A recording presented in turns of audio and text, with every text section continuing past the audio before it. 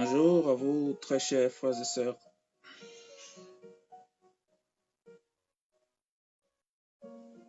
Nous sommes aujourd'hui, n'est-ce pas, le 12 avril 2018, jour de sabbat. Je m'excuse de mon absence de la semaine dernière, car j'avais besoin d'un peu de repos et en fait, l'esprit n'avait pas donné assez d'inspiration, n'est-ce pas, pour vous adresser la parole. Mais aujourd'hui, il y a beaucoup à dire. Comme vous voyez, j'ai l'air un peu abattu, un peu essoufflé, l'air dépassé.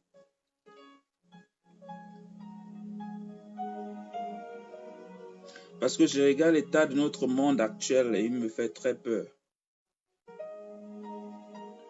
Il me fait vraiment peur de sorte que je me pose la question de savoir si chaque soir que nous dormons, nous allons nous réveiller le lendemain. C'est un frisson bizarre. C'est comme s'il y avait un nuage sombre qui était sur la tête de chaque être humain sur cette planète. Mais malheureusement, tout le monde n'est pas assez curieux pour s'interroger par rapport à cela. Le message de ce jour est intitulé « Christ revient bientôt ». Mais la mauvaise nouvelle, c'est qu'il n'y aura pas d'enlèvement.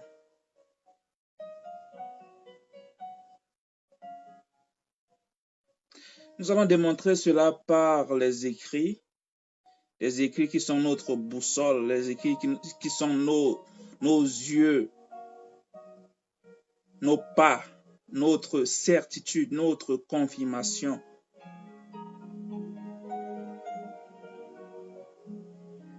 Nous allons voir si ce que nos églises nous sont enseignées concernant l'enlèvement est la même chose que la parole nous dit. Parce que nous avons été poussés dans un esprit d'endormissement, dans un esprit de découragement, dans un esprit laxiste. Pourquoi? Parce que dans nos têtes, il nous a été dit que lorsque la tribulation arrivera, nous serons enlevés.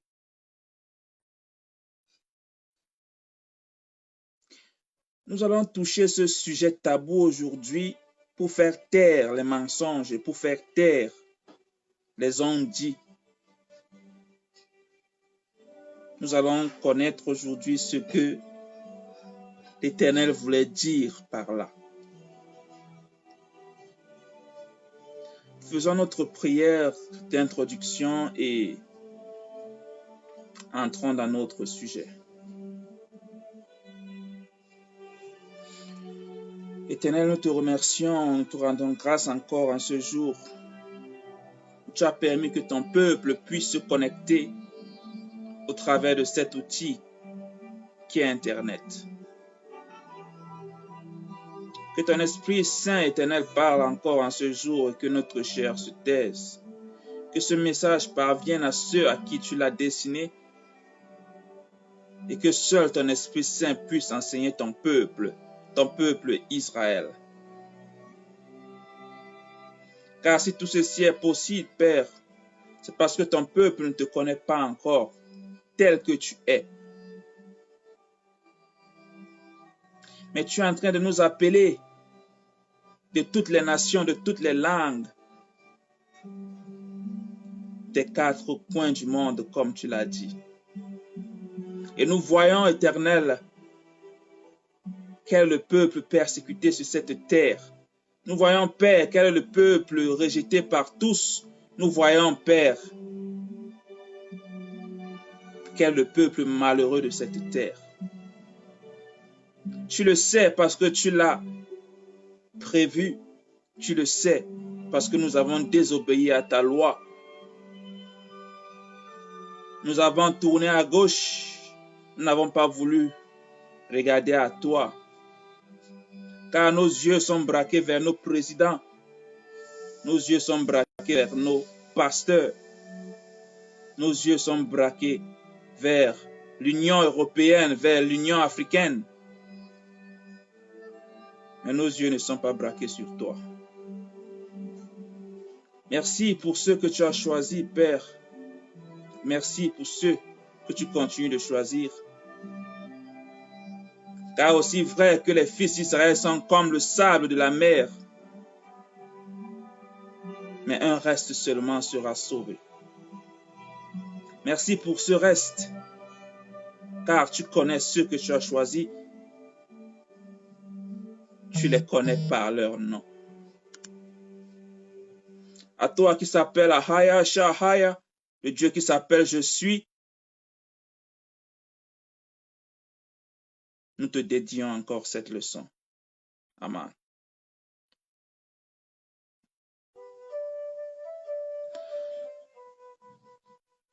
Commençons notre lecture, bien-aimés, dans le livre d'Ézéchiel.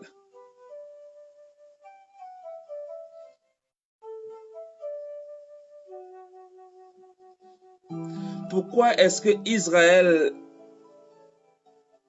est dans l'état actuel? Qu'avons-nous fait pour être aussi maltraités, pour être aussi menacés, pour être aussi méprisés? Qu'avons-nous fait?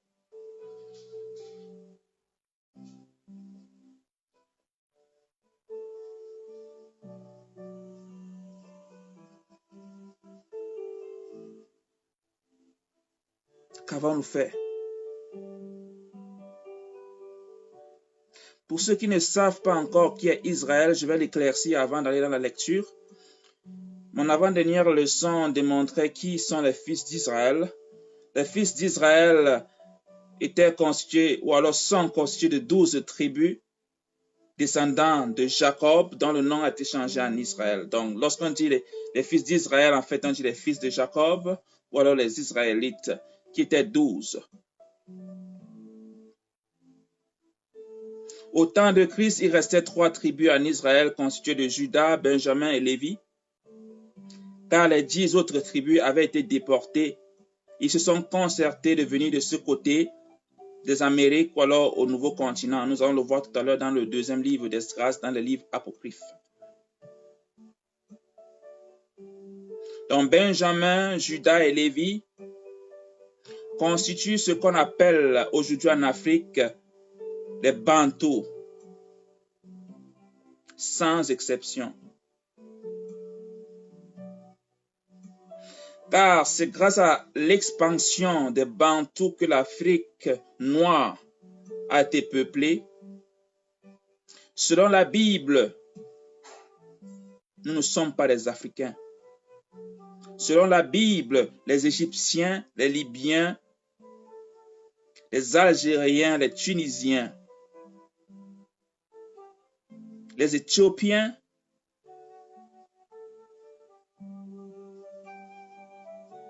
les Somaliens, les Mauritaniens, ceux-là sont des Africains d'origine.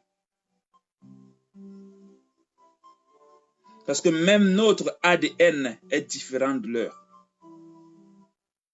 Mais ça, c'est encore une autre étude. Les 10 autres tribus qui sont aux Amériques, nous avons les aborigènes indiens du Canada, des États-Unis et du Mexique, qui sont de la tribu de Gad, d'Asser et de Zabulon. Nous avons l'Amérique du Nord, Cuba,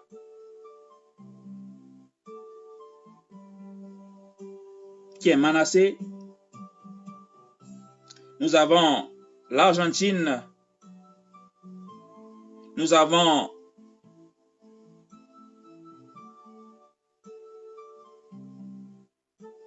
Haïti. Nous avons la Jamaïque.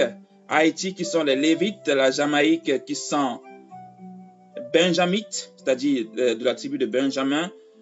Nous avons les îles de Samoa. Nous avons toutes les îles de la Méditerranée, c'est-à-dire les Caraïbes, y compris les îles de France, qui sont majoritairement constituées de Juda, y compris les Noirs de France, les Noirs d'Amérique, je veux dire des États-Unis d'Amérique. Et en Afrique, nous avons le Ghana, le Nigeria, le Cameroun, la Guinée équatoriale, le Congo, le Gabon, la Côte d'Ivoire. Bref, presque toute l'Afrique noire. Ça serait une autre leçon d'y entrer plus en détail. Mais pour confirmer ce que je dis, je vous demanderai de lire le livre de Deutéronome, chapitre 28, pour connaître la malédiction qui a été placée sur le peuple d'Israël.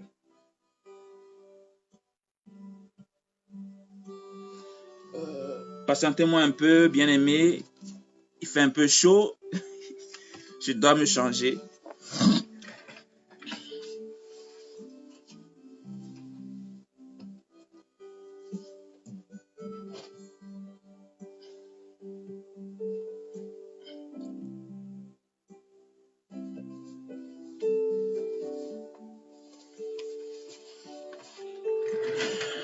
Ok. Commençons maintenant. Nous sommes dans le livre d'Ézéchiel, chapitre 16. Lisons.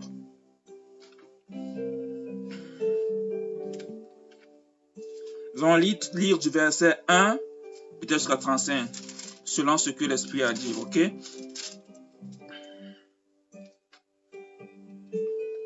La parole de l'Éternel me fut adressée en ces mots. Fils de l'homme, fais connaître à Jérusalem ses abominations. Tu diras, ainsi parle le Seigneur l'Éternel à Jérusalem. Par ton origine et ta naissance, tu es du pays de Canaan. Voici notre origine. Voici notre naissance. Voici de quelle manière l'Éternel nous a choisis. Voici de quelle manière l'Éternel nous a appelés. Ton père était un Amoréen et ta mère un Héthien. Il parle d'Abraham et de Sarah. À ta naissance, au jour où tu as naquis, ton nombril n'a pas été coupé. Tu n'as pas été lavé dans l'eau pour être purifié. Tu n'as pas été frotté avec du sel. Tu n'as pas été enveloppé dans des langes. Nul n'a porté sur toi un regard de pitié pour te faire une seule de ces choses. Par compassion pour toi, mais tu as été rejeté dans les champs le jour de ta naissance, parce qu'on avait horreur de toi. Lorsqu'on lit le livre de Jacher, Abraham avait été recueilli par Noé et Shem. Pourquoi? Parce que le roi qui vivait à cette époque, qui était Nimrod, avait vu une vision d'Abraham qui montrait comment la descendance d'Abraham allait le détrôner. Alors ce roi a ordonné qu'on tue Abraham.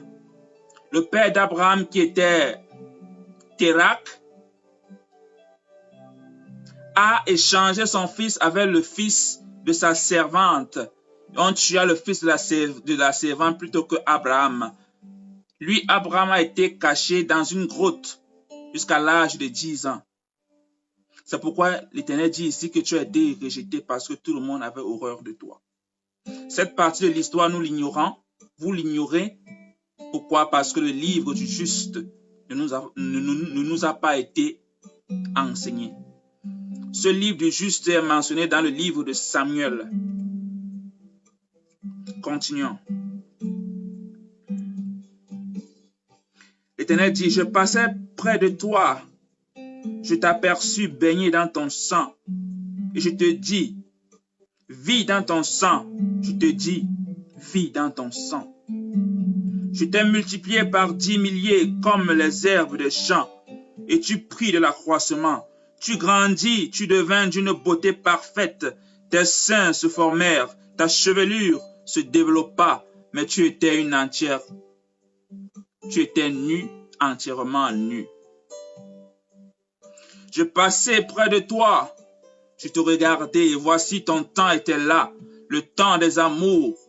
J'étendis sur toi le pan de ma robe, je couvris ta nudité, je te jurai fidélité. L'Éternel vit Abraham et il dit celui-ci, je vais faire de lui ma descendance, je vais faire de lui mon peuple. Il prit Abraham, il l'a couvert de son manteau. Il dit, je te lavai dans l'eau, je fis disparaître le sang qui était sur toi, je t'oignis avec de l'huile. Je te donnai des vêtements brodés et une chaussure de peau teintée en bleu. Je te ceignis de fin lin et je te couvris de soie. Je te parai d'ornements, je mis des bracelets à tes mains, un collier à ton cou. Je mis un anneau à ton nez, des pendants à tes oreilles et une couronne magnifique sur ta tête. J'aimerais souligner, n'est-ce pas, ce passage qui parle des pendants à tes oreilles. Il s'agit des boucles.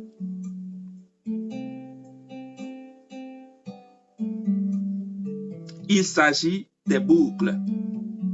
Quel est le peuple sur cette terre dont les hommes aiment à se pavaner avec des boucles? Quel est ce peuple? On en a fait une chose négative aujourd'hui. Pourquoi? Parce qu'on veut effacer qui vous êtes. Ils ne veulent pas que vous vous rappeliez, ne serait-ce qu'une seule trace de qui vous êtes, ou alors de qui nous sommes. Voilà l'Éternel qui dit,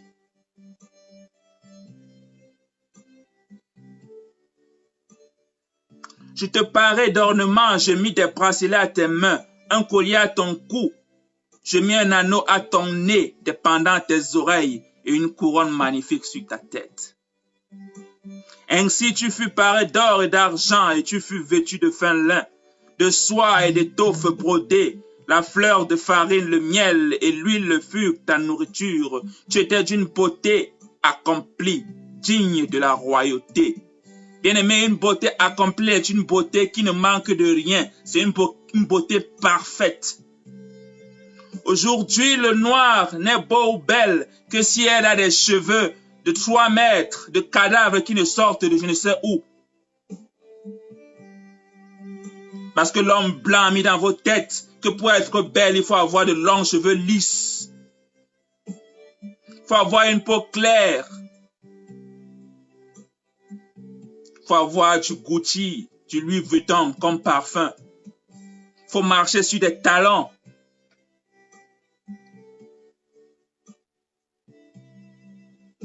L'Éternel dit qu'il t'a donné une beauté parfaite, accomplie. Nous n'avons pas besoin de ces choses. Toutes ces choses viennent du malin. Toutes.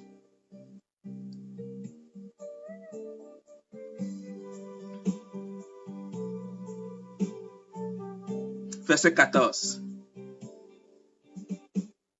Et ta renommée se répandit parmi les nations à cause de ta beauté, car elle était parfaite grâce à l'éclat dont je t'avais orné, dit le Seigneur. Nous avons commencé à être exaltés par les autres nations. Elles devenaient jalouses à cause de ce que l'Éternel nous donnait. Qu'est-ce qui se passait après? Mais tu t'es confié dans ta beauté et tu t'es prostitué à la faveur de ton nom.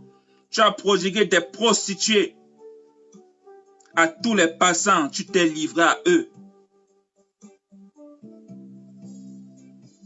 Apparemment, ça ne nous suffisait pas. Il fallait plus. Nous avons commencé à regarder ailleurs, être curieux à voir ce que les autres font. Et la prostitution a commencé. Verset 16. Tu as pris de tes vêtements, tu t'es fait des hauts lieux que tu as garnis d'étoffes de toutes couleurs et tu t'y es prostitué. Rien de semblable n'était arrivé et n'arrivera jamais. Tu as pris ta magnifique parure d'or et d'argent que je t'avais donnée et tu en as fait des simulacres d'hommes auxquels tu t'es prostitué. Un simulacre d'homme, c'est une statuette, bien-aimée. Ce sont ces mêmes statuettes qu'il y a dans vos églises catholiques. Auxquelles vous vous prostituez, vous vous prosternez, vous dites, non, ce n'est pas Dieu.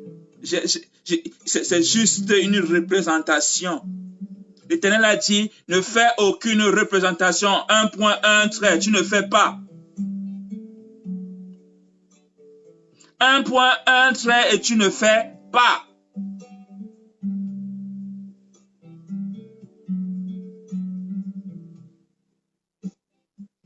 Verset 18. Tu as pris tes vêtements brodés et tu les as couverts. Et tu as offert à ces simulacres mon huile et mon encens. Nous avons commencé à habiller ces statuettes en les appelant Jésus, Marie, Joseph, ange Michael, ange ceci, ange cela. Pourtant, c'est écrit dans votre Bible de ne pas faire ces choses. Verset 19. Le pain que je t'avais donné, la fleur de farine, l'huile et le miel dont je te nourrissais, tu leur as offert ces choses comme des parfums d'une odeur agréable. Voilà ce qui est arrivé, dit le Seigneur. Depuis quand des crânes mangent, depuis quand des statuettes mangent,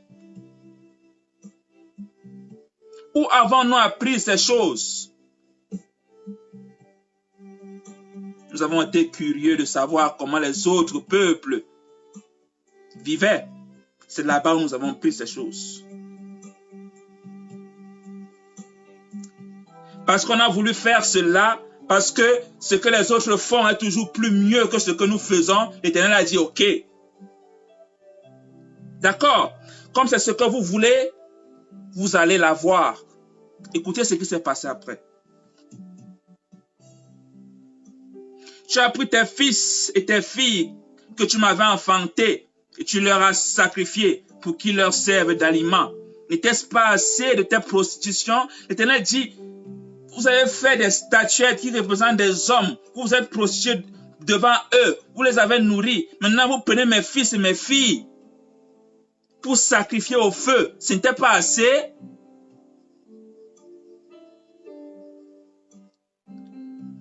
N'est-ce pas ce qui se passe aujourd'hui? Où un homme se permet de sacrifier la chair de sa chair, le sang de son sang pour du papier? N'est-ce pas ce qui se passe encore aujourd'hui?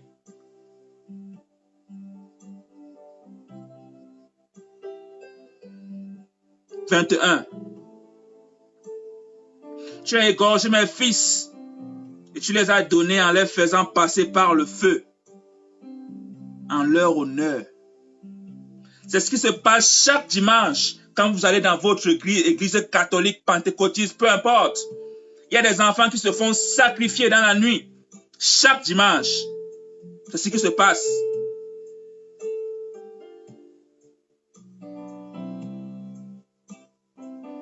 Mais Israël est trop têtu pour comprendre cela. Trop. Dimanche n'est pas le jour du sabbat. Le sabbat commence de vendredi au coucher du soleil à samedi le coucher du soleil.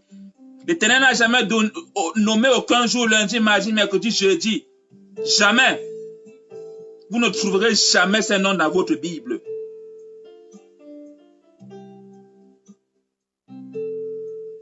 C'est premier jour, deuxième jour, troisième jour, quatrième jour. Et le jour ne commence pas avec le lever du soleil, bien-aimé. Le jour commence avec le coucher du soleil. Donc de coucher du soleil à coucher du soleil, ça fait un jour. Je l'ai lu dans ma Bible, dans le livre de la Genèse, chapitre 1.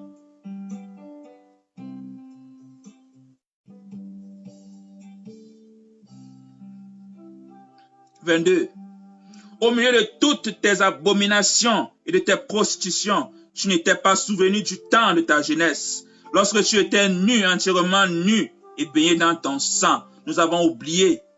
Nous avons oublié d'où l'Éternel nous a sortis. Nous avons oublié tout ce qu'il a fait pour nous. D'Abraham jusqu'à David.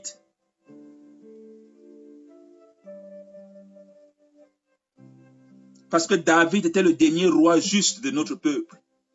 Tout ce qui venait après, c'était de la pourriture. Tous, sans exception. Ils ont oublié la mer Rouge. Ils ont oublié tous les géants par lesquels l'Éternel les a fait vaincre dans Canaan. Ils ont oublié tout ça. Ils ont oublié la manne. Ils ont oublié les miracles en Égypte.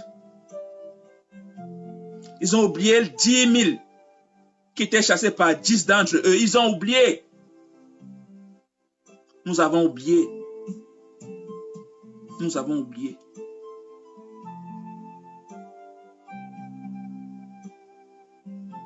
Verset 23. Après toutes tes méchantes actions, malheur, malheur à toi, dit le Seigneur l'Éternel. Tu t'es bâti des maisons de prostitution. Tu t'es fait des hauts lieux dans toutes les places. À l'entrée de chaque chemin, tu as construit tes hauts lieux. Tu as déshonoré ta beauté. Tu t'es livré à tous les passants. Tu as multiplié tes prostitutions.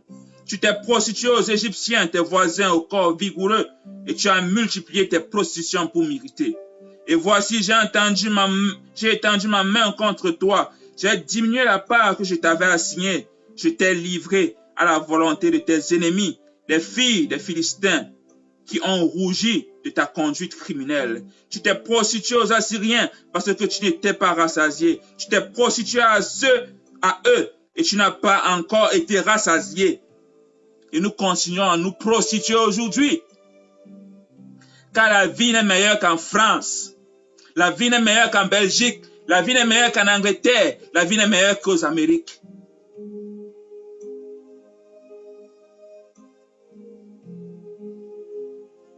Il nous faut la technologie des païens pour être grand, pour être fort. Mais nous proclamons Dieu chaque dimanche, chaque jour. Dieu, Dieu, Dieu. Et lorsqu'il faut agir, nous allons cogner la porte de l'homme blanc pour dire aide-nous, car nous avons besoin de ta technologie. Où est votre Dieu? Il est où? Vous avez oublié. Vous avez oublié. Si vous voulez, n'acceptez même pas ce que je dis, car ce n'est pas pour vous que je le fais. Je le fais pour ma propre âme. Parce que si je ne le fais pas, je vais devoir rendre compte. Je le fais pour moi et pour celui qui m'a demandé de le faire.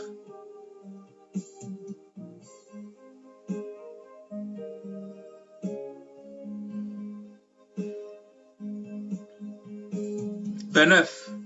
Tu as multiplié tes prostitutions avec le pays de Canaan et jusqu'en Chaldée, et avec cela, tu n'as pas encore été rassasié. Chaque jour, 10 000, 20 000, 7 000, 10 000 sont morts dans la mer Méditerranée. Mais chaque jour,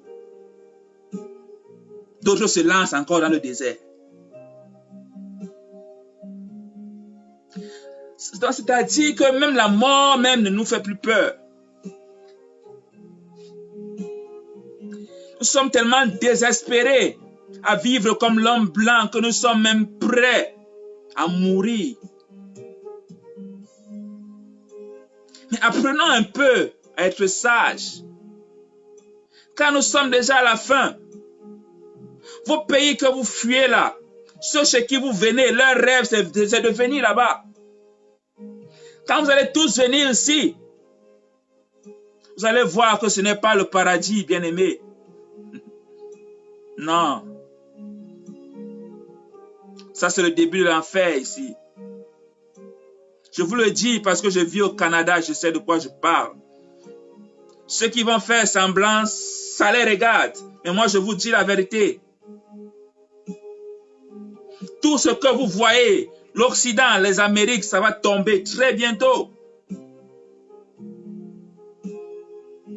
Et c'est vos pays là que vous fuyez. Vous n'aurez même plus l'occasion d'y rentrer.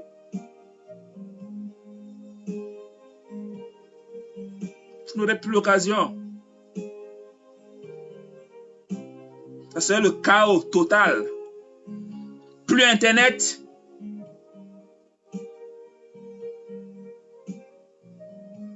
Ici, un jour sans électricité, c'est comme un jour en enfer. Ici. Pourquoi? Parce que tout le monde vit au travers des supermarchés. S'il n'y a pas de lumière, le supermarché ne peut pas vendre parce que tout doit être scanné. Tout est calculé automatiquement. Par conséquent, s'il n'y a pas de lumière, personne ne vend. Et si personne ne vend, personne ne mange. Et si personne ne mange, imaginez ce qui va se passer. Le voisin va manger sa voisine et le père va manger son fils. C'est ce qui va se passer.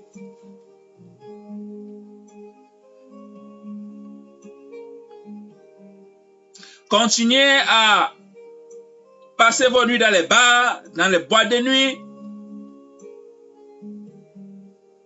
Ayez autant de femmes que vous pouvez.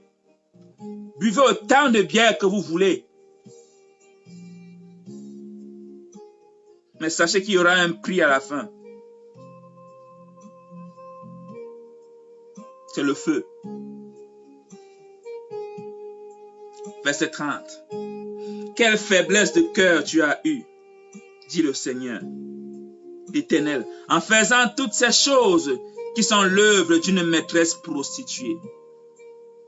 Lorsque tu bâtissais tes maisons de prostitution à l'entrée de chaque chemin, lorsque tu faisais tes hauts lieux dans toutes les places, tu n'as pas même été comme la prostituée qui réclame un salaire. Nous faisons même toutes ces choses. On ne voit même pas le gain qui entre. Car nos dirigeants vendent.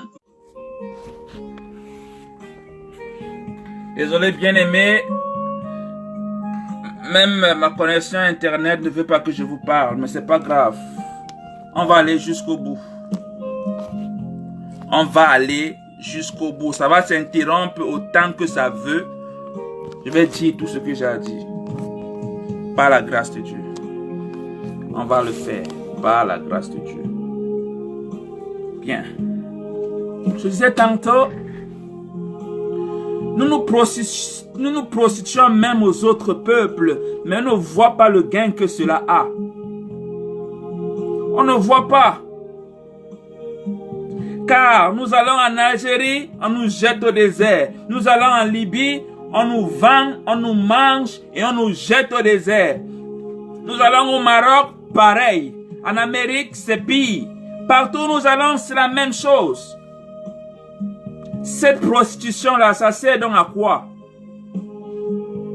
Ça sert à quoi? Nous approchons de tout le monde, mais c'est comme si nous sentions la peste. Aussitôt que nous sommes entrés, aussitôt qu'on nous fout à la porte. Verset 32. Tu as été la femme adultère qui reçoit des étrangers au lieu de son mari. Notre mari qui était Dieu.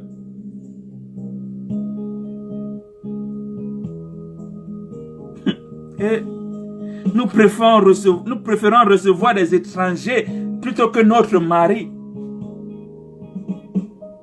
Verset 33. À toutes les prostituées, on paie un salaire, mais toi, tu as fait des dons à tous tes amants. Tu les as gagnés par tes présents afin de les attirer à toi de toutes parts dans les prostitutions.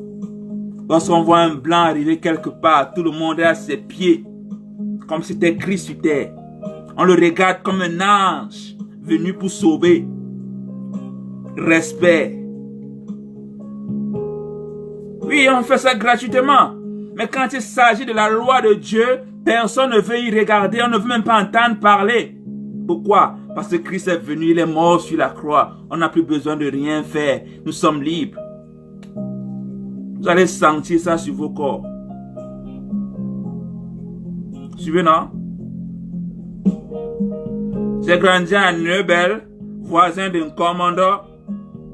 Vous allez sentir ça sur vos corps. Oui.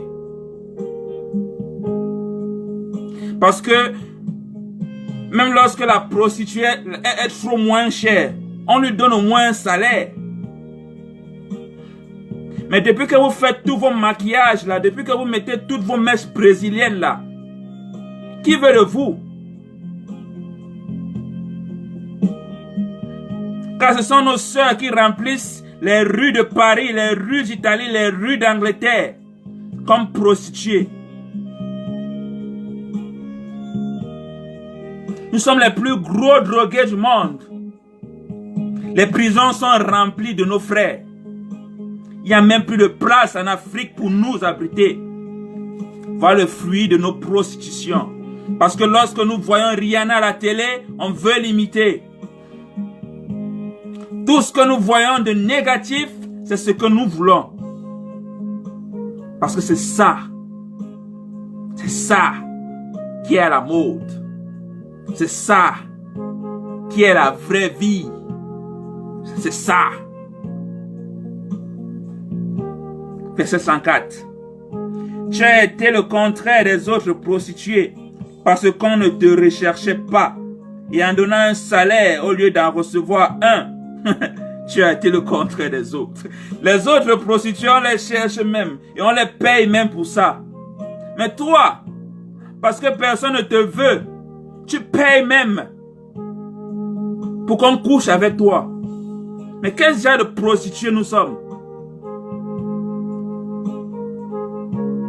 Ça, c'est être bête et con à la fois. Chaque jour, on vous donne le nombre de morts dans la mer Méditerranée. Mais les prostituées sont toujours là. Nous voulons ça. Voici ce que nous avons besoin, c'est la parole de Dieu. C'est tout. Parce que notre récompense, c'est la vie éternelle. C'est ce qui a été promis à Abraham, c'est ce qui a été promis à Isaac, c'est ce qui a été promis à Jacob. Et Christ est venu pour nous donner la grâce, pour que nous accédions à cette promesse. Et le seul moyen d'y accéder, c'est d'appliquer la loi de Dieu. C'est de corriger ce que nos pères n'ont pas pu corriger. C'est de montrer que nous, au moins, on a essayé. Malgré que le christianisme, l'islam et toutes ces fausses religions sont venues nous enseigner. Montrez au moins que vous avez essayé. Maintenant, écoutez, pasteur, ce que l'Éternel réserve pour vous. Écoutez, Ézéchiel, chapitre 34. La parole de l'Éternel me fut adressée en ces mots. Fils de l'homme, prophétise contre les pasteurs d'Israël. Prophétise et dis-leur aux pasteurs, ainsi parle le Seigneur l'Éternel. Malheur aux pasteurs d'Israël qui se paissaient eux-mêmes. Les pasteurs ne devaient-ils pas perdre le troupeau? Un pasteur qui a 4, 5, 10 gardes du corps. De qui vous protégez? Le pasteur qui ne veut plus marcher sur terre, il faut qu'on se couche pour qu'on marche sur eux. Mais pourtant, Christ, qui est au-dessus de tous, a lavé les pieds de ses propres apôtres. Il dit bien laver, essuyer, parfumer, nettoyer. Christ l'a fait. Mais les prostituées ne sont pas assez intelligents pour voir. Ils ne sont pas assez intelligents. Parce que nous cherchons les miracles. Nous cherchons le pasteur qui parle bien. Le pasteur qui chante bien. Le pasteur qui s'habille bien. Le pasteur qui est riche. C'est lui-là que nous voulons. Pourquoi? Parce que tout ce qu'il a là, il peut aussi nous donner. N'allez voir les maisons de ces soi-disant fidèles d'église. On compte ceux-là qui ont un repas chaque soir sur leur table. On les compte. Pendant que le pasteur a toute l'attention qu'il veut. Il mange ce qu'il veut, il s'habille comme il veut. Il ne marche pas à pied. Et en plus, il est protégé. A dit que Dieu n'est pas assez fort pour le protéger. Il a besoin de garde du corps. Oui, ça, ce sont les pasteurs que Israël veut. Vous avez mangé la graisse. Vous vous êtes vêtus avec la laine. Vous avez tué ce qui était gras. Vous n'avez point fait paître les brebis. Vous n'avez pas fortifié celle qui était faible, guéri celle qui était malade, pansé celle qui était blessée. Vous n'avez pas ramené celle qui s'égarait, cherché celle qui était perdue, mais vous les avez dominées avec violence et avec dureté. Si tu viens dimanche, tu n'as pas tes dîmes et tes offrandes, tu iras en enfer. Si tu ne fais pas ce que le pasteur dit, tu iras en enfer.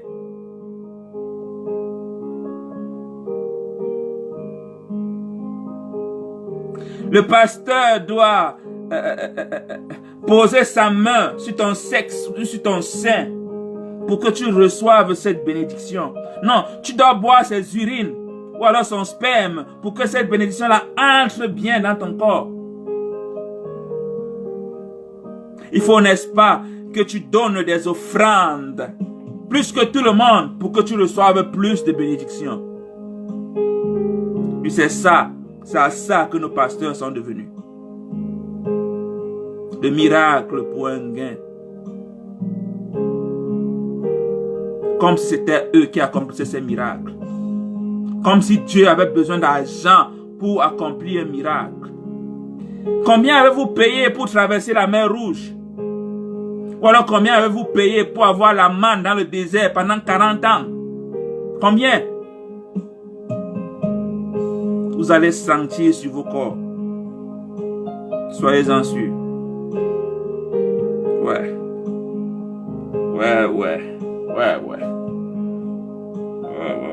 Verset 5. Elles se sont dispersées parce qu'elles n'avaient point de pasteur. Elles sont devenues la proie de toutes les bêtes des champs. Elles se sont dispersées. Les autres sont devenus musulmans. Les autres chrétiens, les autres bouddhistes, les autres pentecôtistes, évangélistes, les autres francs-maçons, illuminati, rose-croix, marabouts, tout genre de noms. Pourquoi? Parce que les pasteurs ne pèsent pas le troupeau de Dieu. Ils se pèsent eux-mêmes.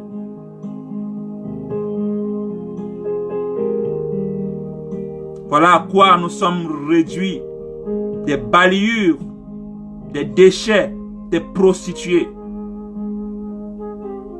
Parce que on commence catholique,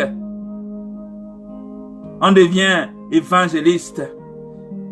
Non, après on va chez les pentecôtistes, après on revient chez les catholiques. Non, les témoins de Jéhovah, ils sont trop humbles, ils s'habillent très bien. On donne beaucoup d'argent là-bas.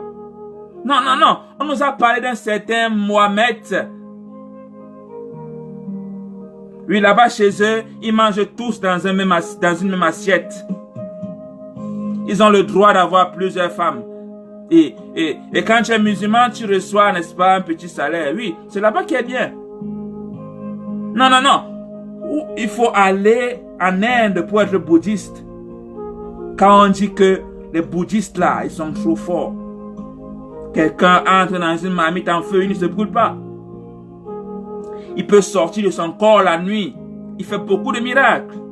Nous sommes devenus idiots, bêtes, insensés. Parce que nous avons rejeté la connaissance qui est la loi de Dieu.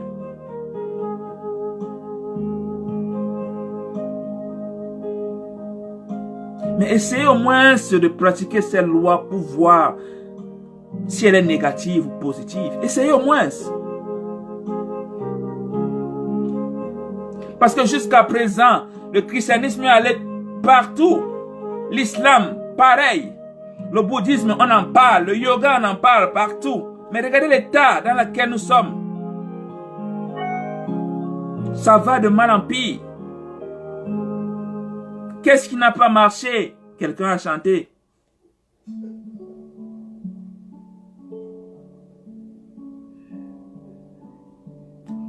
Mais qu'est-ce qui n'a pas marché, très chers frères et sœurs?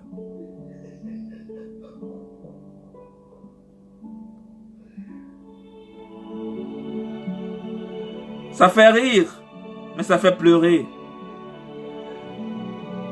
Ce qui n'a pas marché, c'est on a préféré faire comme les autres plutôt que d'écouter à notre Dieu.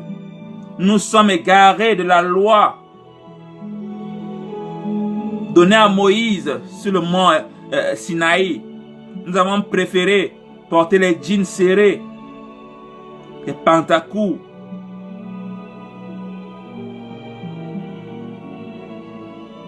Nous aimons les mèches brésiliennes.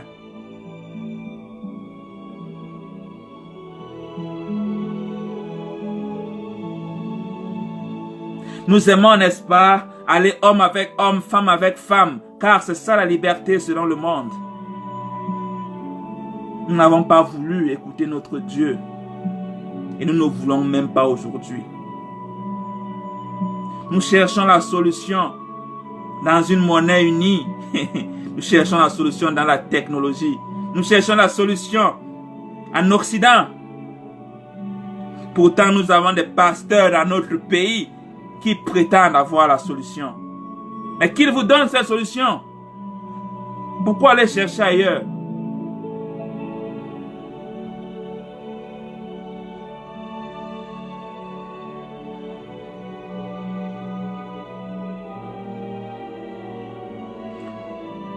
Verset 7. C'est pourquoi, pasteur, écoutez la parole de l'Éternel.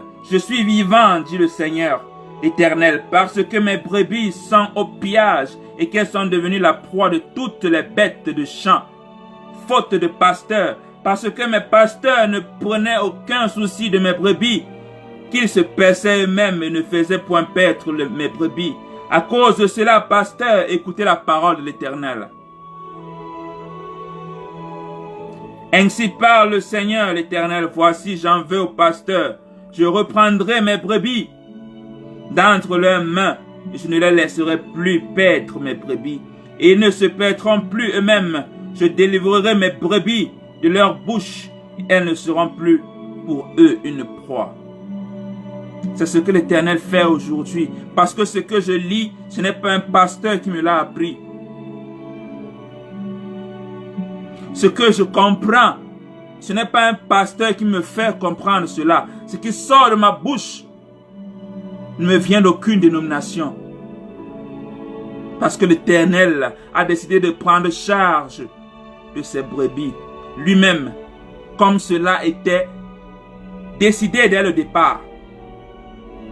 Israël n'a jamais été fait pour avoir un président ou un roi, car l'Éternel seul devait régner sur Israël. Mais parce que tout le monde est démocratique, Israël veut aussi être démocrate.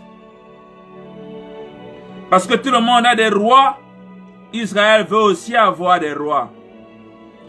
Voilà notre démocratie. La voilà. Nous vivons dans la démocratie. Revenez à votre Dieu, peuple de Dieu. Revenez. Il n'y a pas d'autre solution.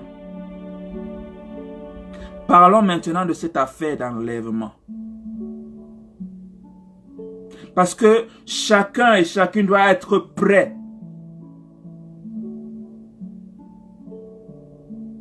Chacun et chacune doit être prêt. Allons dans le test que l'Église, n'est-ce pas, aime utiliser pour parler de ce mensonge. Je l'appelle ainsi. Il y a un enlèvement, mais ce n'est pas celui-là que l'Église enseigne. Il y a un enlèvement, ce n'est pas celui-là que l'Église enseigne. Allons dans le livre de 1 Thessaloniciens, chapitre 4.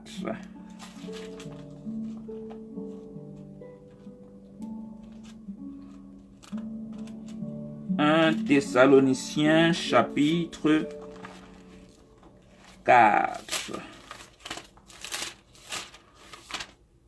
Oh, bien aimé, c'est pas facile, hein? C'est pas facile du tout. Et si je ne fais pas ça, mon père va me fouetter. Je dois le faire. C'est mon devoir.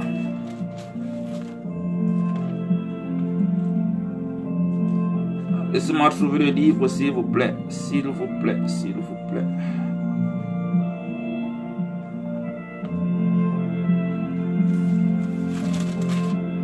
Ah, mais c'est où là?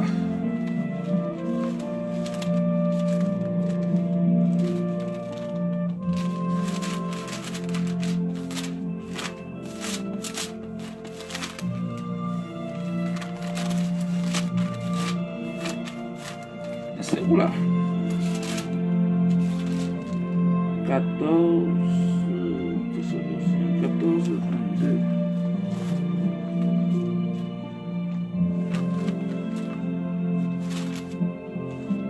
Ok, 1 Thessaloniciens chapitre 4, à partir du verset 13.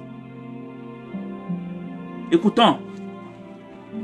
Nous ne voulons pas, frères, que vous soyez dans l'ignorance au sujet de ceux qui dorment, afin que vous ne vous affligez pas comme les autres qui n'ont point d'espérance. Ceux qui dorment, c'est ceux qui sont morts, mais ceux qui sont morts en Christ. Ok?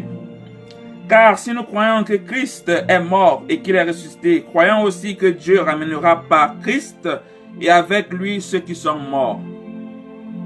Voici en effet ce que nous vous déclarons, d'après la parole du Seigneur, nous les vivants restés, retenez bien ce mot, restés. Pour l'avènement du Seigneur, nous ne devancerons pas ceux qui sont morts. Bien, arrêtons-nous d'abord dans ce mot rester, parce qu'il faut que j'éclaircisse cela. Ok? Allons dans le livre de Luc pour expliquer ce que ce rester signifie. Après, nous allons revenir dans Thessaloniciens. Luc, chapitre 17, pour savoir ce que signifie rester.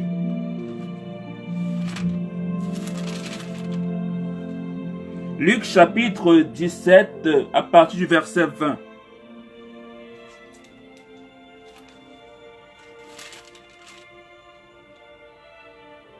Les pharisiens demandèrent à Christ quand viendrait le royaume de Dieu. Il leur répondit, le royaume de Dieu ne vient pas de manière à frapper les regards. On ne dira point il est ici ou il est là, car voici le royaume de Dieu est au milieu de vous. Et il dit aux disciples, des jours viendront où vous désirerez voir l'un des jours du Fils de l'homme et vous ne le verrez point. On vous dira, il est ici, il est là, n'y allez pas, ne courez pas après. Car comme l'éclair resplendit et brille d'une extrémité du ciel à l'autre, ainsi sera le Fils de l'homme à son jour. Écoutez bien. Mais il faut auparavant qu'il souffre beaucoup et qu'il soit rejeté par cette génération. Ce qui arriva du temps de Noé arrivera de même. Qu'est-ce qui arrivera au temps de Noé? Écoutez un peu ce qui arrivera au temps de Noé. Au jour du Fils de l'homme, les hommes mangeaient, buvaient, se mariaient et mariaient leurs enfants, jusqu'au jour où Noé entra dans l'arche. Le déluge vint et les fit tous périr. Est-ce que vous écoutez ça? Au temps de Noé, les hommes mangeaient, buvaient, se mariaient, mariaient leurs fils, se mariaient leurs enfants, jusqu'au moment où le déluge vint et les fit tous périr. Rappelons-nous bien que Noé a été sauvé avec sa famille dans l'arche, tandis que ceux qui sont restés dehors, ce sont ceux-là qui ont péri. Bien, considérons maintenant l'arche comme la terre et ceux qui sont hors de l'arche, ceux qui vont périr. Vous comprendrez mieux ce que signifie rester à 1 Thessaloniciens. Ok? Ceux qui sont restés sont ceux-là qui seront dans l'arche ou alors ceux qui resteront sur terre. Est-ce que vous êtes avec moi? Continuons. Verset 28. Ce qui arriva du temps de Lot arrivera pareillement. Les hommes mangeaient, buvaient, achetaient, vendaient, plantaient, bâtissaient. Mais le jour où Lot sortit de Sodome, une pluie de feu et de soufre tomba du ciel et les fit tous périr. Lot est sorti de Sodome et ceux qui sont restés dans Sodome ont péri. Est-ce que vous êtes avec moi? Verset 30. Il en sera de même le jour où le Fils de l'homme paraîtra. Lorsque Christ paraîtra,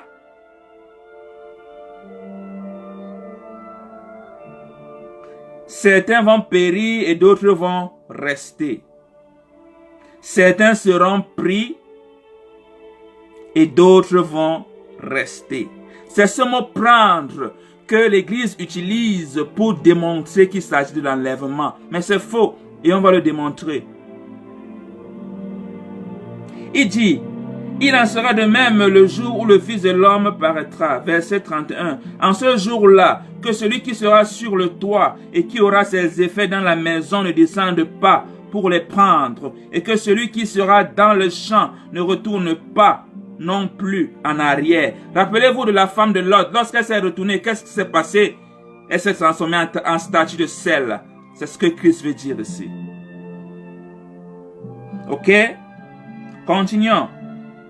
Verset 32. Souvenez-vous de la femme de Lot. Celui qui cherchera à sauver sa vie la perdra, et celui qui la perdra la retrouvera. Je vous le dis en cette nuit-là, pour dire que cet enlèvement-là se passera dans la nuit et non en journée. De 1. De 2 personnes qui seront dans un même lit, l'une sera prise et l'autre laissée. L'une sera prise, c'est-à-dire l'une sera tuée et l'autre sera laissée. Ce laisser est équivalent au mot rester qu'on a lu dans 1 Thessaloniciens. Donc, je vais relire de 2 personnes qui seront dans un même lit, l'une sera prise et l'autre restera. Ou alors, l'autre sera resté. S'il faut se référer au rester qu'on a lu à 1 Thessaloniciens. De 2 femmes qui mourront ensemble, l'une sera prise et l'autre laissée. En d'autres termes, l'une sera tuée et l'autre sera restée. Est-ce que vous êtes avec moi? De 2 hommes, verset 36, de 2 hommes qui seront dans un champ, l'un sera pris et l'autre laissé. Je relis. De 2 hommes qui seront dans un champ, l'un sera tué et l'autre laissé. Est-ce que vous êtes avec moi? Ah oui, bien-aimé. Nous avons tous été dupés, bien-aimé. C'est pas de ma faute, mais je dois le dire. Verset 37. Les disciples lui dirent, où sera Seigneur? Et il répondit, où sera le corps? Là se rassembleront les aigles. Bien, rentrons maintenant dans 1 Thessaloniciens pour continuer. Vous comprenez ce que signifie rester et ce que signifie pris. Verset 16. Nous sommes dans 1 Thessaloniciens chapitre 4 verset 16.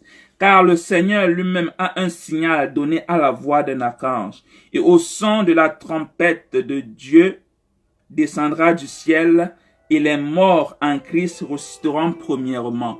Bien, après que les uns soient tués et les autres ou alors pris, ceux qui seront restés seront transformés en un instant avec ceux-là qui vont ressusciter, ceux-là qui ont été tués pour l'amour de Christ auparavant. Ils vont ressusciter et ceux-là qui seront restés, ils seront tous changés. Et qu'est-ce qui va se passer après? Ensuite, nous les vivants, voilà ce qui se fait. Nous les vivants qui seront restés, nous serons tous ensemble enlevés avec eux sur des nuées à la rencontre du Seigneur dans les airs. Et ainsi nous serons toujours avec le Seigneur. Consolez-vous donc les uns les autres par ces paroles. Bien.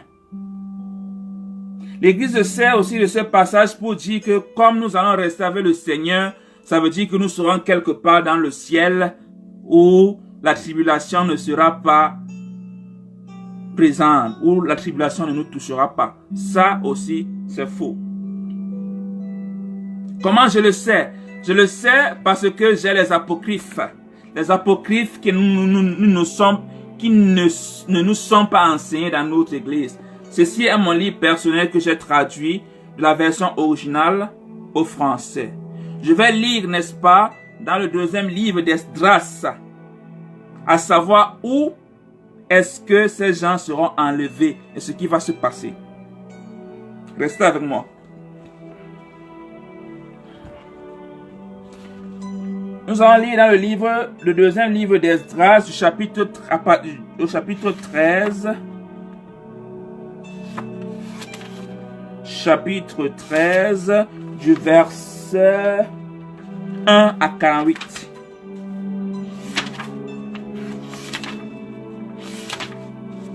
C'est très important, bien-aimés.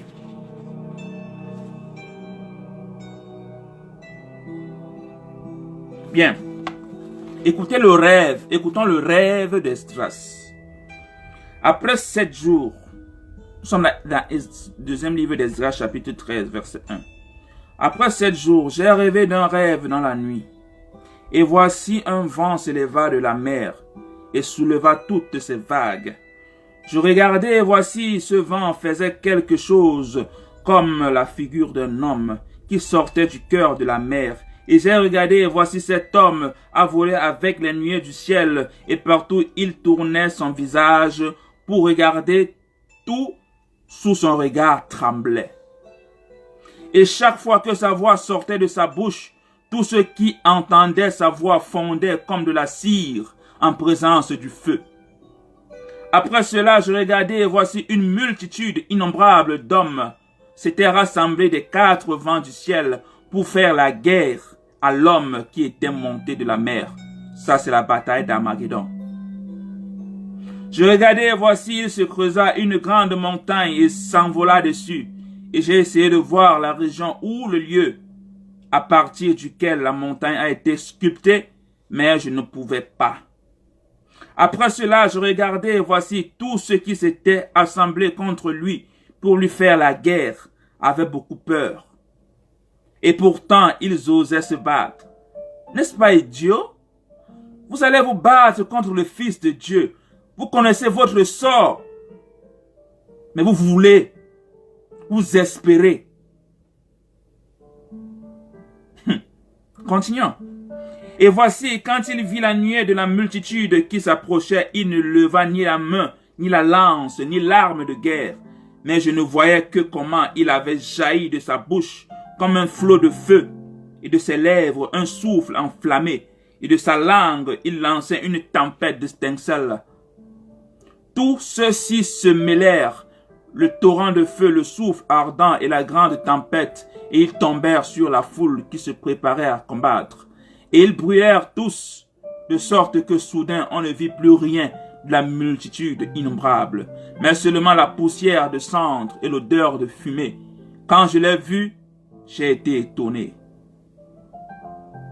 Après cela, je vis le même homme descendre de la montagne et appeler une autre foule qui était paisible. Plusieurs personnes qui vinrent à lui, dont certains étaient joyeuses et d'autres étaient tristes.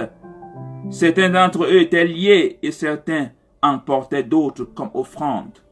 Alors, dans une grande peur, je me suis réveillé et j'ai supplié le Très-Haut et j'ai dit: depuis le commencement, tu as montré à ton serviteur ces prodiges et tu m'as jugé digne de faire entendre ma prière par toi. Montre maintenant aussi l'interprétation de ce rêve, car comme je le pense dans ma pensée, hélas, pour ceux qui resteront en ces jours-là, et encore plus hélas pour ceux qui resteront. Car ceux qui resteront seront tristes. Bien-aimés, nous avons lu ceux qui sont restés tout à l'heure. Vous comprenez bien que rester ne signifie pas voler et caler dans les airs. Oui, ceux qui seront transformés avec ceux-là qui seront ressuscités vont rejoindre Christ dans les airs. Mais c'est pour revenir ici. C'est pour revenir à Sion, la montagne de Jérusalem. C'est là-bas où tout va se passer, ici, et non dans les airs. Verset 18. Parce qu'ils comprennent ce qui est réservé au dernier jour, mais ne peuvent pas l'atteindre. Mais hélas pour ceux qui sont encore, et pour cette raison même, car ils verront de grands dangers et beaucoup de détresse, comme le montrent ces rêves. Bien-aimés, même ceux-là qui vont rester ne vont pas échapper aux tribulations. C'est ce que Esdras est en train de dire ici. Nous allons revenir. Ah ouais, nous serons changés. Nous allons revêtir un corps incorruptible pour rester avec Christ. Mais nous allons revenir. Nous serons toujours sur cette terre.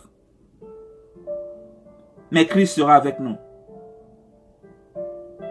Écoutons la suite. Verset 20. Cependant, il vaut mieux entrer dans ces choses, quoi qu'il encourt le péril, que de quitter le monde comme un nuage et de ne pas voir ce qui arrivera dans les derniers jours.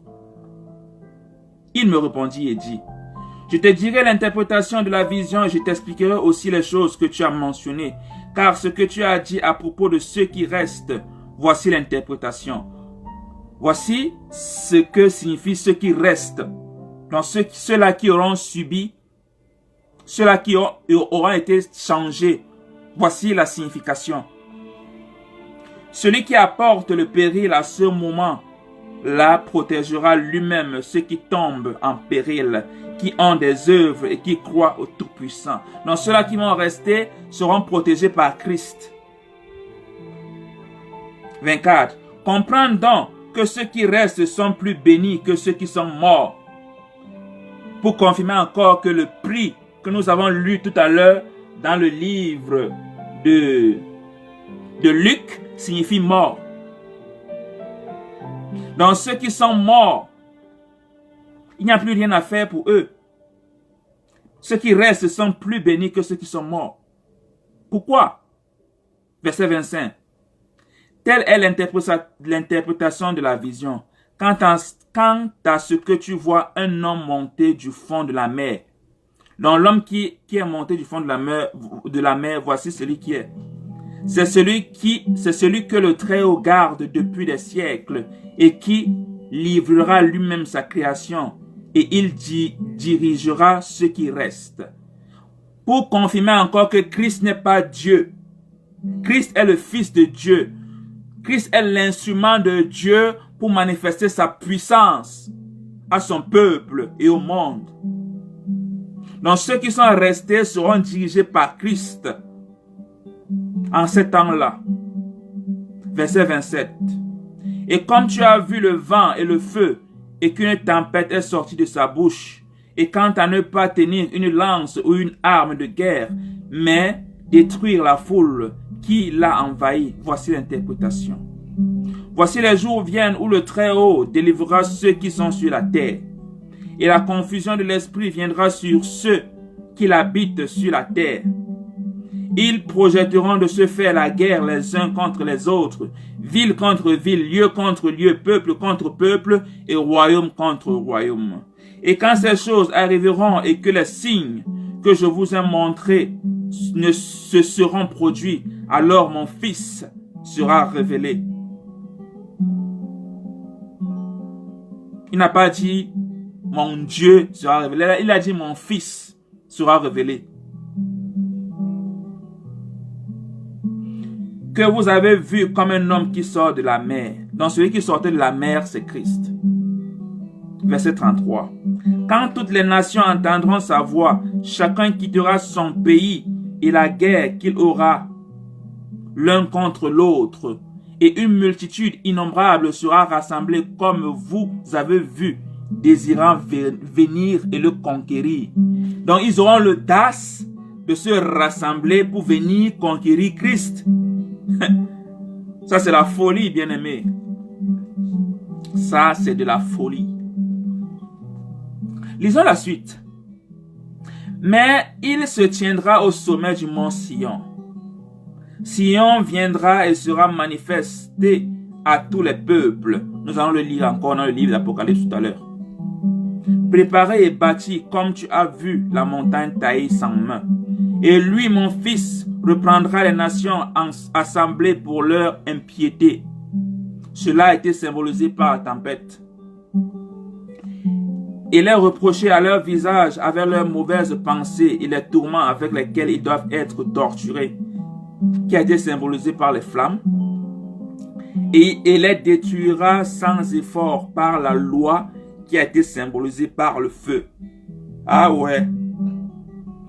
Tant que le ciel et la terre ne passera pas, aucune lettre de la loi ne sera effacée. Aucune. Verset 40. Verset 39. Et comme tu l'as vu, se rassembler une autre multitude pacifique.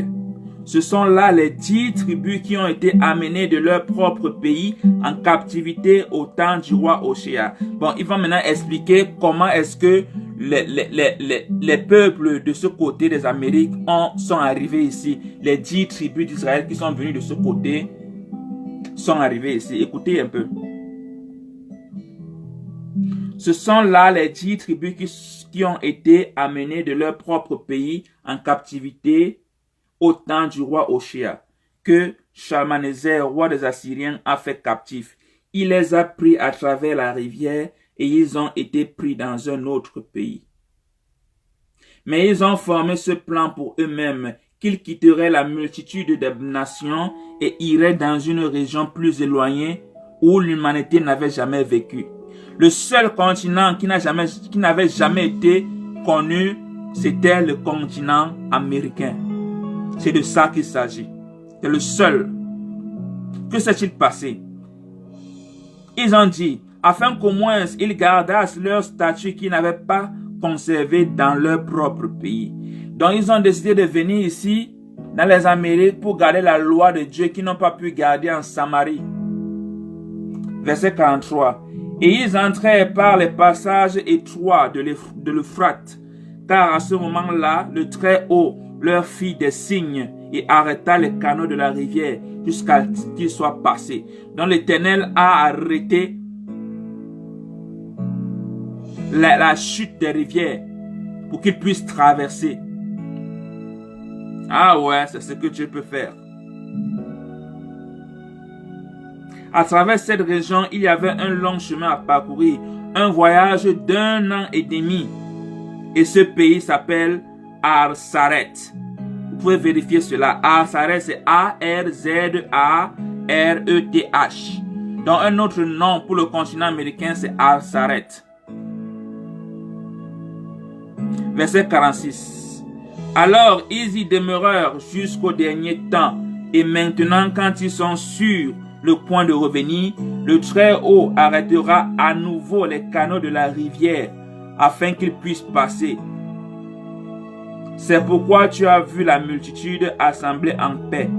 Mais ceux qui sont restés de ton peuple, qui se trouvent dans mes frontières saintes, seront sauvés. Quelles sont ces frontières saintes?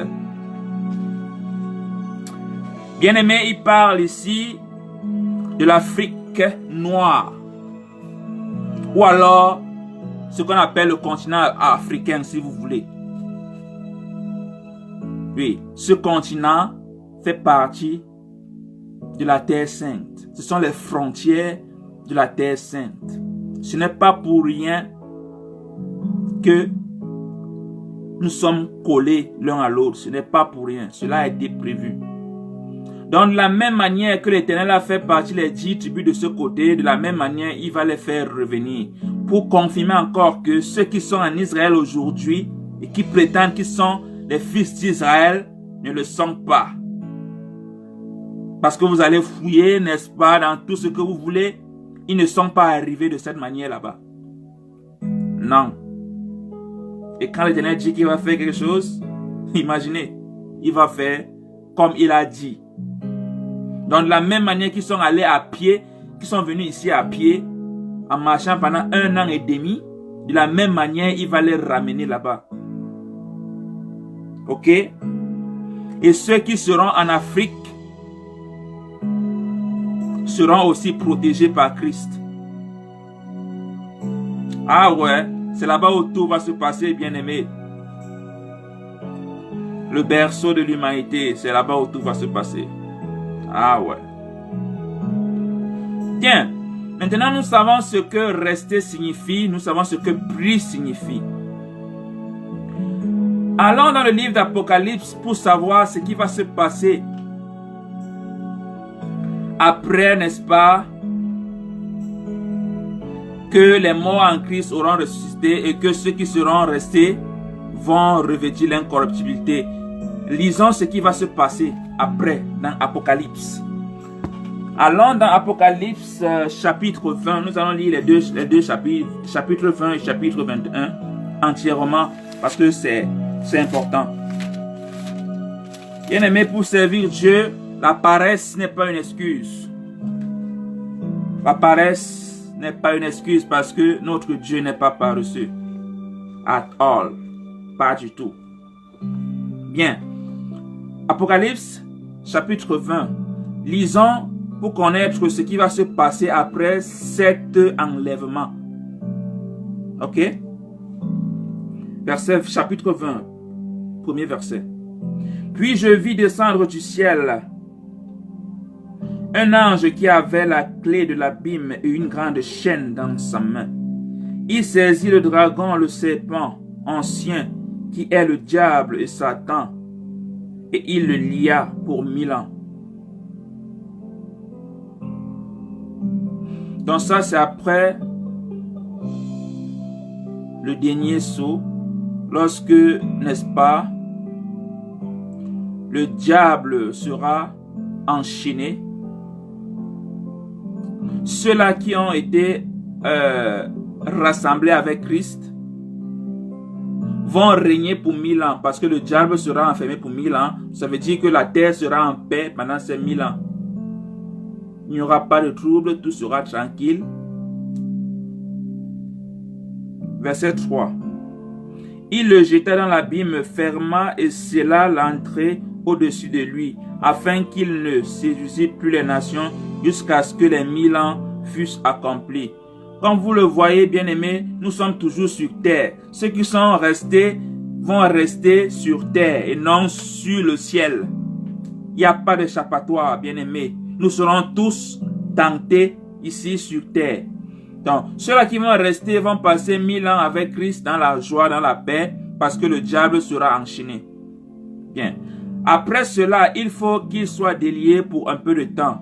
Donc, après ces 1000 ans, le diable sera encore délié. Verset 4. Et je vis des trônes, et à ceux qui s'y assirent fut donné le pouvoir de juger. Et je vis les âmes de ceux qui avaient été décapités à cause du témoignage de Christ et à cause de la parole de Dieu, et de ceux qui n'avaient pas adoré la bête ni son image, et qui n'avaient pas reçu la marque sur leur front. Parlant de la marque, bien aimé, la marque de la bête est déjà en place. Elle n'est pas encore mandatée, elle est encore volontaire. La marque de la bête est déjà là. Ah ouais. Continuons.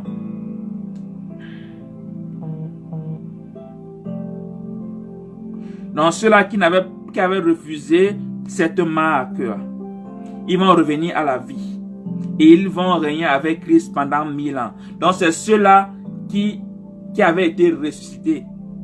Donc ceux-là qui n'avaient pas reçu la marque de Christ, bien entendu, ils avaient été tués. Vous êtes d'accord avec moi? Ils avaient été tués. Donc ils vont, lorsqu'on va enchaîner le diable pendant 1000 ans, ceux-là vont ressusciter. Et ceux-là qui seront restés, ensemble, ils seront transformés. Pendant que Christ est en train de revenir, ils vont rejoindre Christ dans les airs pour revenir régner sur terre pendant 1000 ans en paix. Maintenant, après ces 1000 ans, qu'est-ce qui va se passer? Verset 5. Les autres morts ne revinrent point à la vie jusqu'à ce que les 1000 ans fussent accomplis. Donc les autres morts, ça veut dire quoi? Ceux-là qui avaient été tués et ceux-là qui avaient accepté, ceux-là qui avaient été tués sans le témoignage de Christ, en quelque sorte. Il dit, les autres morts ne revinrent point à la vie jusqu'à ce que les 1000 ans fussent accomplis. C'est la première résurrection. Donc la première résurrection va durer 1000 ans, où on va régner avec Christ. Et maintenant, verset 6, heureux et saints ceux qui ont part à la première résurrection, la seconde mort n'a point de pouvoir sur eux. Donc ceux-là qui vont ressusciter ce temps-là, et ceux-là qui seront restés, la deuxième mort n'aura plus de puissance sur eux. Pourquoi? Parce qu'ils seront protégés par Christ, comme nous avons lu dans Esdras. La mort n'aura plus puissance sur eux. Ils vont régner pour attendre le second jugement, ce qui est le jugement final. Lisons la suite. Mais ils seront sacrificateurs de Dieu et de Christ, et ils gagneront avec lui pendant 1000 ans. Vous voyez encore aussi, on fait la distinction entre sacrificateur de Dieu et sacrificateur de Christ, pour faire encore la différence, pour dire que Christ n'est pas Dieu. Dieu est le Dieu qui possède tout, y compris Christ et le Saint-Esprit. Ok? Dieu possède tout. Parce que Christ et le Saint-Esprit sont aussi ses créatures. Ah oui. Continuons. Verset 7. Quand les 1000 ans seront accomplis, Satan sera relâché de sa prison et il sortira pour séduire les nations qui sont aux quatre coins de la terre. Gog et Magog. Gog et Magog. Qui sont-ils? Qui sont-ils?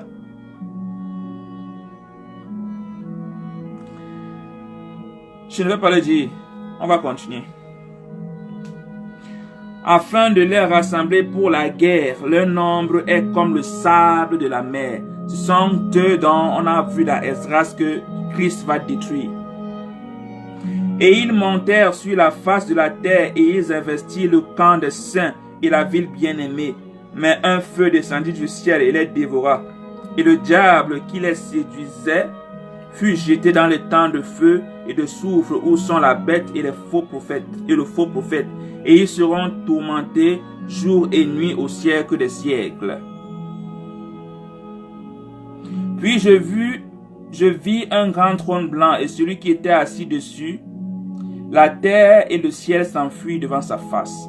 Et il ne fut pas trouvé de place pour eux. Et je vis les morts, les grands et les petits qui se tenaient devant le trône des livres. Devant le trône. Des livres furent ouverts et un autre livre fut ouvert, celui qui est le livre de vie. Et les morts furent jugés selon leurs œuvres d'après ce qui était écrit dans ces livres. Bien-aimés, si nous sommes censés vivre comme nous voulons, servir Dieu comme nous voulons, pourquoi serons-nous jugés d'après ce qui est écrit dans les livres? Quel livre? C'est ce livre. De la même manière, lorsque quelqu'un vole, il la met devant un tribunal, on se sert de la loi du pays ou alors de la nation dans laquelle il est pour trouver une sentence à sa faute. C'est ainsi que le jugement va se passer. Alors s'il y a un jugement, on va juger selon quelle loi? S'il n'y a plus de loi. Question posée. S'il y a un jugement, selon quelle loi ce jugement sera-t-il posé?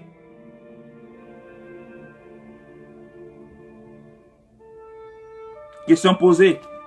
Continuons. Verset 13. La mer rendit les morts qui étaient en elle, et la mort et le séjour des morts rendirent les morts qui étaient en eux. Et chacun fut jugé selon ses œuvres. Et la mort et le séjour des morts furent jetés dans le temps de feu. C'est la seconde mort. Le temps de feu après le jugement. Ah oui. Ah oui. Donc la première mort, c'est lorsque Christ va revenir. Ceux-là qui seront pris vont subir la première mort. Ensuite, il y aura une résurrection de ceux-là qui n'ont pas reçu la marque de la bête et ceux-là qui sont morts pour Christ, c'est-à-dire les prophètes et tous ceux-là d'avant, ils vont ressusciter. Et ceux-là qui seront encore en vie à ce moment-là seront changés. Tous ensemble vont rejoindre Christ pour revenir sur terre, régner pendant 1000 ans. Pourquoi? Parce que le diable sera enchaîné pendant 1000 ans. Après ces 1000 ans, le diable sera déchaîné et il va séduire d'autres. Ah oui. Ceux-là qui seront séduits vont se rassembler, en d'autres termes, Gog et Magog, pour venir combattre Christ sur le mont Sion.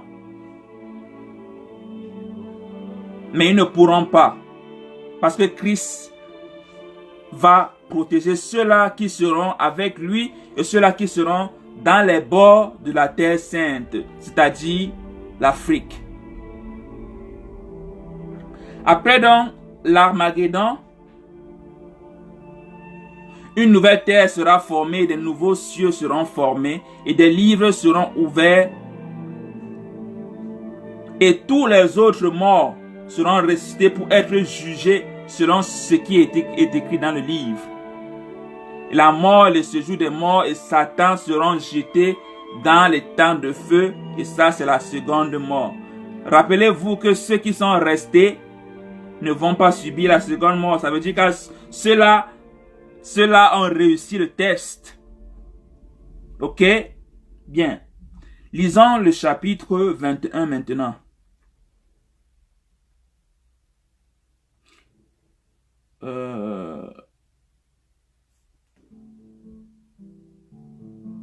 Oui, verset 15 dit, quiconque ne fut pas trouvé écrit dans le livre de vie fut jeté dans les temps de feu.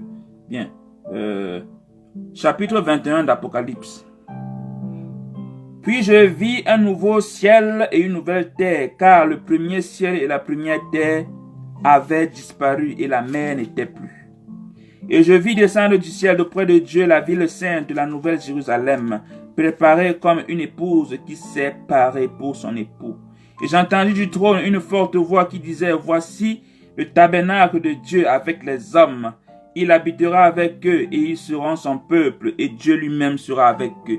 Donc après tout ça, l'Éternel lui-même, il viendra ici sur terre. Ce ne sera pas dans les cieux, bien-aimés. La nouvelle Jérusalem sera ici sur terre et Dieu lui-même viendra sur terre régner sur nous. C'est ce que l'Apocalypse dit et c'est vrai et c'est certain. Continuons. Continuons. Il essuiera toute larme de leurs yeux et la mort ne sera plus. Il n'y aura plus ni deuil, ni cri, ni douleur, car les premières choses ont disparu. Et celui qui était assis sur le trône dit, voici je fais toutes choses nouvelles. Et il dit, écris, car ces paroles sont certaines et véritables. Quand Dieu dit que c'est certain et que c'est véritable, c'est que c'est ce qui va se passer. Tant pis si vous ne me croyez pas, moi j'y crois. Et j'y crois fermement. Verset 6. Il me dit, c'est fait, je suis l'alpha et l'oméga, le commencement et la fin. À celui qui a soif, je donnerai de la source de l'eau de la vie, gratuitement. Vous n'avez pas payé 50 €, 150 €, 50 $ pour recevoir cette eau vive. Elle est gratuite. Mais gratuit pour Dieu signifie tu dois passer le test, bien-aimé. Ah oui, le salut ne s'offre pas gratuitement. Il se mérite. Continuons. Verset 7. Celui qui vaincra héritera ces choses. Pour confirmer encore ce que j'ai dit. Celui qui vaincra héritera ces choses. Je serai son Dieu et il sera mon fils. Celui qui vaincra. Donc ça veut dire que si tu es vaincu, ne rêve même pas à ces choses. N'y pense même pas. Verset 8.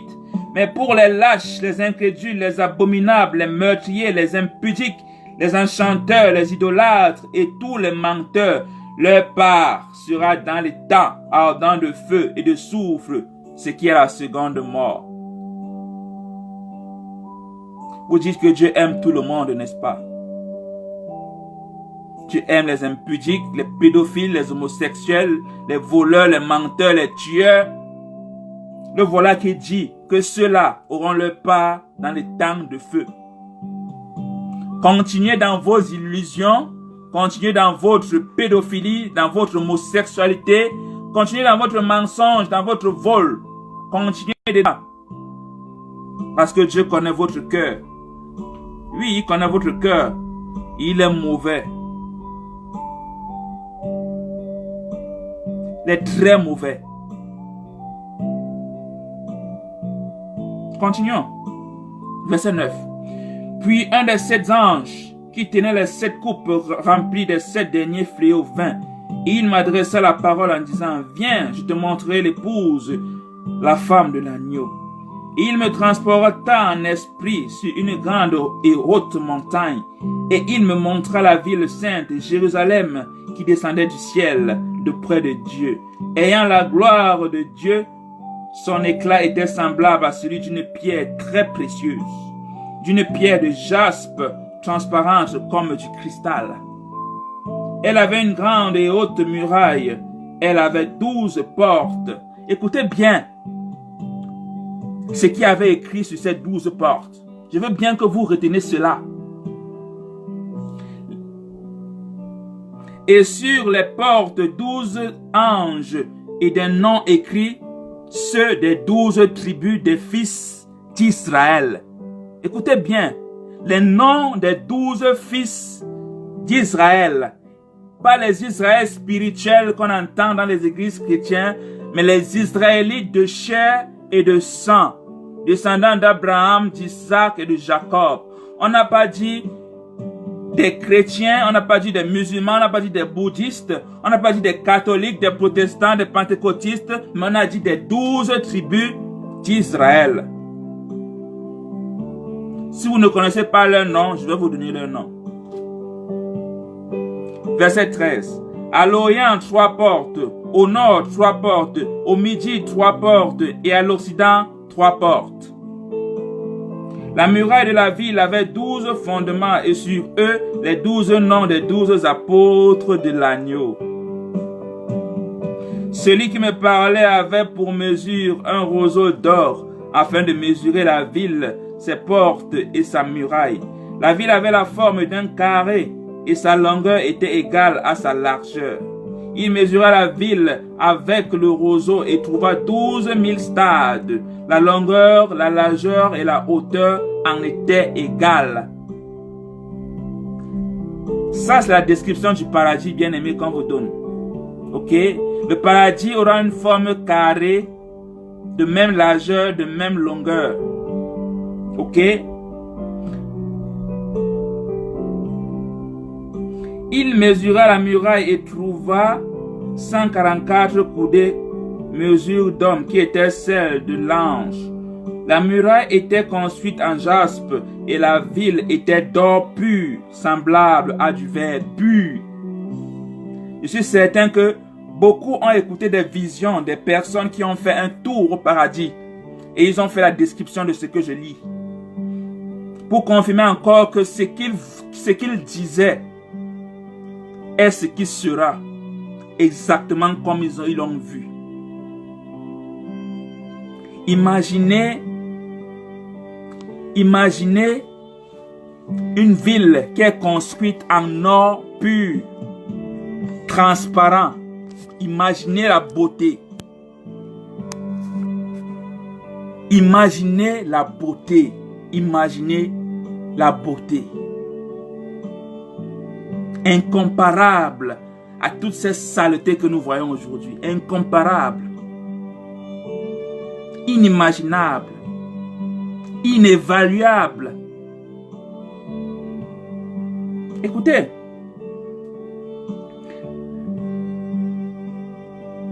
les fondements de la muraille de la ville étaient ornés de pierres précieuses de toute espèce. Le premier fondement était de jaspe, le second de saphir, le troisième de calédoine, le quatrième d'émeraude, le cinquième de sardonis, le sixième de sardoine, le septième de chrysolite, le huitième de béryl, le neuvième de topaz, le dixième de chrysopase, le onzième d'hyacinthe et le douzième d'améthyste. Bien-aimés, de ces noms, de ces noms. Et vous voulez vivre dans cette terre pourrie? Et vous voulez rester ici, vous accrocher aux biens qui ne servent à rien, qui n'ont même pas de valeur? Regardez la description du paradis. Au-dessus de tout ce qu'on peut imaginer. Au-dessus de tout ce qu'on peut toucher. Au-dessus de tout ce qu'on peut voir. Inimaginable. Indescriptible. Indescriptible. Écoutons la suite. Les 12 portes étaient 12 perles. Chaque porte était d'une seule perle. La place de la ville était d'or pur, comme du verre transparent. Quand vous voyez les vitres des fenêtres là, on dit que les portes seront comme ça, mais en or transparent. Oh, oh, oh Seigneur. Oh Seigneur. 22. Je ne vis point de temple dans la ville, car le Seigneur Dieu Tout-Puissant est son temple, ainsi que l'agneau. On fait encore une séparation entre le Seigneur Dieu et Christ. Christ c'est l'agneau et le Père reste le Père. Christ n'est pas Dieu. Arrêtez ce blasphème, s'il vous plaît. S'il vous plaît. S'il vous plaît.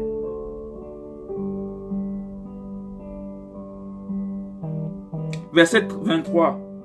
La ville n'a besoin ni du soleil ni de la lune pour l'éclairer, car la gloire de Dieu l'éclaire, et l'agneau est son flambeau. On fait encore la différenciation. La ville n'aura pas besoin de la lune, des étoiles ni du soleil parce que Dieu lui-même va l'éclairer. Et l'agneau qui est Christ sera son flambeau. Ok?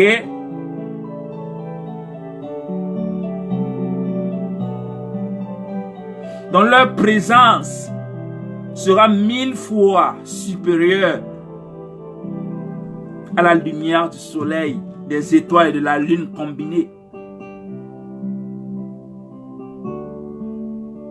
Il n'y aura plus ni jour ni nuit, bien-aimés. Plus besoin de travailler 12 heures par jour sans sommeil, sans repos.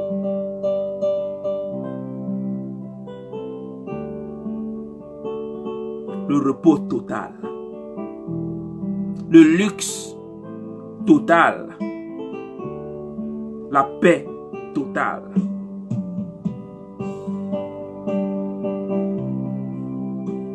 « 24.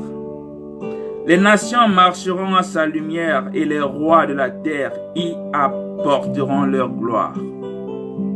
Ses portes ne se fermeront point le jour, car il n'y aura point de nuit. » Imaginez une vie sans nuit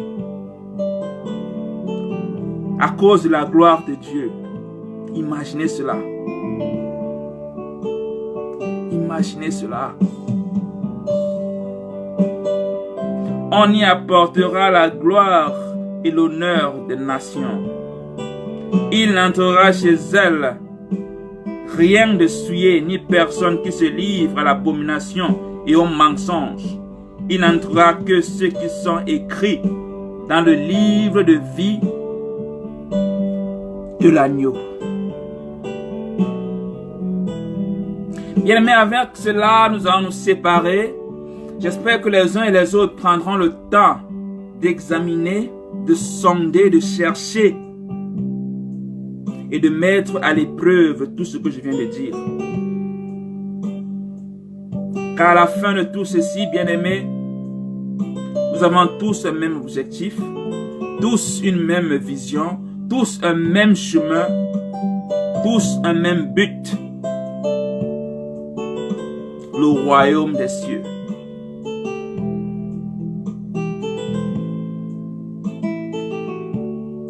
Et notre ticket de voyage pour ce royaume des cieux, c'est Christ d'abord et la loi ensuite.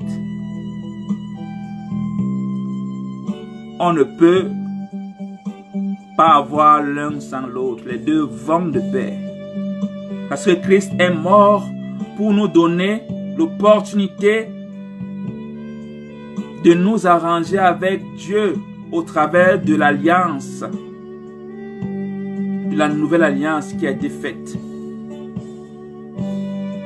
L'alliance sur les ordonnances, car Christ a été le sacrifice ultime. La loi sur les sacrifices a été abolie, mais la loi des ordonnances reste intacte.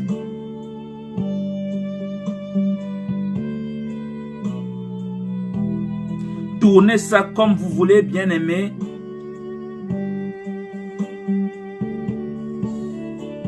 Mais à la fin, c'est Christ qui aura raison sur nous. À la fin, l'Éternel aura raison sur nous. À la fin. Car il n'est pas un homme pour gommer ce qu'il a dit. Parce qu'il sait tout, il voit tout, il prévoit tout à l'avance.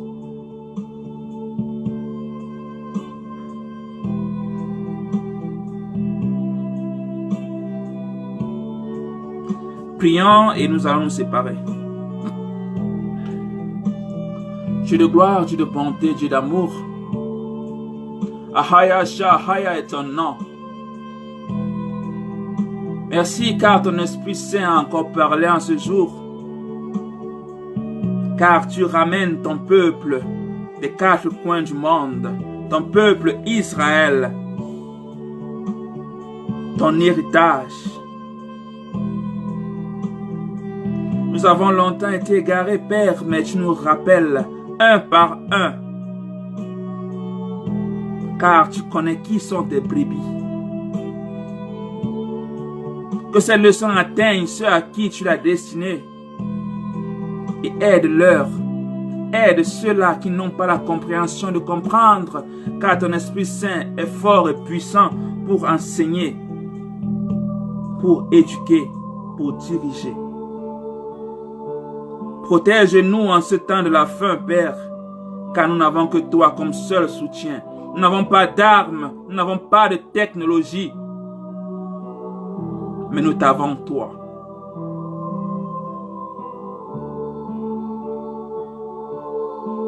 Merci pour le souffle de vie, merci pour la sagesse, merci pour la connaissance, merci pour la grâce. Aide ceux-là qui veulent te servir sincèrement et dirige-les selon ta parole pour qu'ils te connaissent selon ton cœur et qu'ils te servent selon ta parole, car tu es Dieu et tu ne mens pas. À toi soit la gloire, à toi soit la puissance, à toi soit la majesté,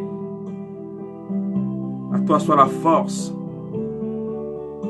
Au nom de Christ, au nom de Yahshua Hamakiach, notre Sauveur, notre Seigneur, ton agneau. Nous t'avons invoqué ce soir. Man. Shalom à vous, très chers frères. Shalom à vous, fils de Dieu. Shalom à vous, Israélites. Shalom à vous, peuple de Dieu.